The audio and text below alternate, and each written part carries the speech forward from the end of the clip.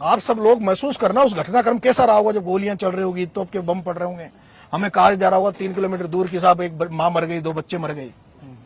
मेरे दिमाग में क्या चलेगा? सुन्न हो जाता दिमाग, सुन्न हो जाता दिमाग कि भाई मेरी वजह से सब कुछ हो गया। अगर ये नहीं होता तो शायद सारी गलती तो मेरी थी।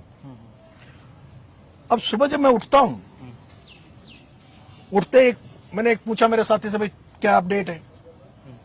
तो सुबह 7 बजे वो कहता है कि भाई साहब वो जी न्यूज पे, राजस्थान जी न्यूज पे एक खबर चल रही है कि नरेश मीणा पीढ़ी लोगड़ी ओढ़ के भाग गया। तो मन गया नरेश मीणा भगोड़ा तो नहीं हो सकता, जिसके लिए गांव मर गया, लोग मर गए। नरेश मीणा तो खत्म हो जाएगा, मैं तो जीता जागता ही मर जाऊंगा। अब तो मैं तो सुसाइड कर लेता।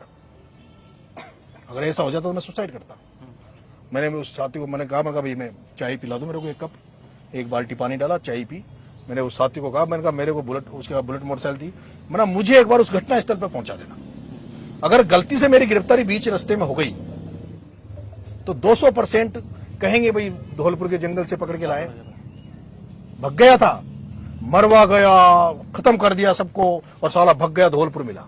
खत्म था ना मेरा, तो मैंने ये 25 साल जो मेहनत की है, कमाया, जो खत्म था। और यही नेता चाह रहे थे।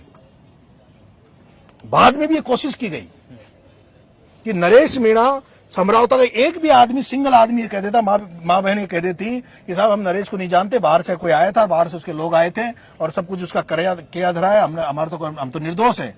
जिसमें मेरे पास क्या बचता?